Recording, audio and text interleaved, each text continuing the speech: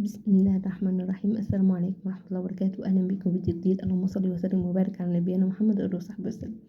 عاملين ايه؟ يا رب تكونوا بخير. ده احنا في نهاية رجب يا جماعة.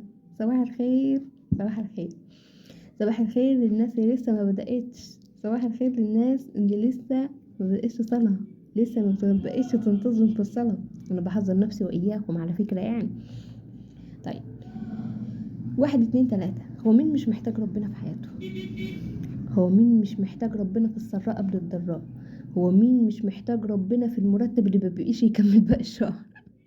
هو مين مش محتاج ربنا ان هو يعني يبقى معاه في كل، هو معانا في كل وقت، بس مين مش محتاج ربنا؟ احنا نقدر على كد يعني، احنا لو متنا دلوقتي وننزلنا قبرنا ونحاسبنا على الصلاة، هو دلوقتي جاهزة ان انت تقولي يا رب انا خلاص دلوقتي انا خدني عندك، جاهزة للحساب ده؟ لو مش جاهزة ستوب، ولو مش جاهزة خد الروشتة.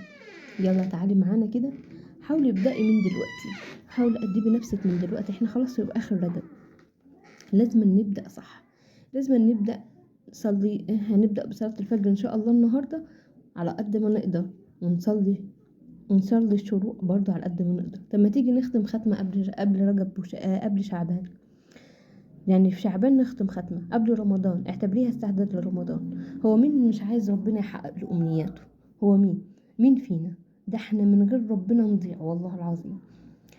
في منا كتير عايزين يلتزموا بس مش عارفين الطريق. ابدأي واحدة واحدة، ابدأي واحدة واحدة. وقعدي ما تيأسيش من نفسك، ما جبتي صلاة عن صلاة يا ستي، ما تيأسيش من نفسك. ابدأي بس، ابدأي.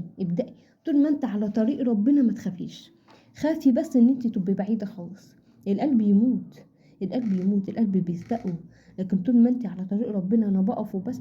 بصوا، الموضوع عايز جهاد، الموضوع جنة ونار. طالما جنة ونار يبقى مفيش هزار، مفيش هزار في الجنة والنار يا جماعة.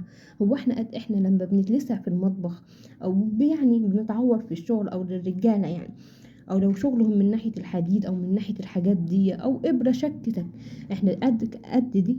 احنا لو لسعة صغيرة احنا بنموت فيها دي. احنا قد نار ان احنا نشوي فيها 1000 سنة. ده احنا العظم يدوبك بتتحط بيسيح على طول.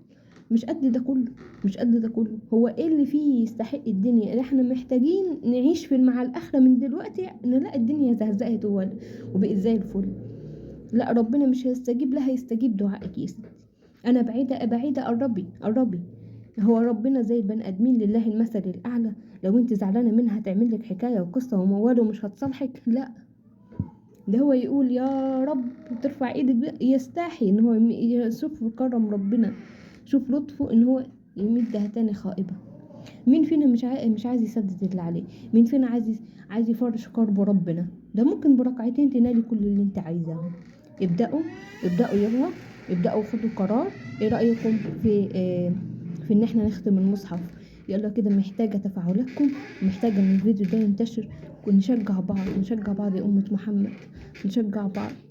يلا، اترككم في رعاية الله وأمنه، والسلام عليكم ورحمة الله وبركاته.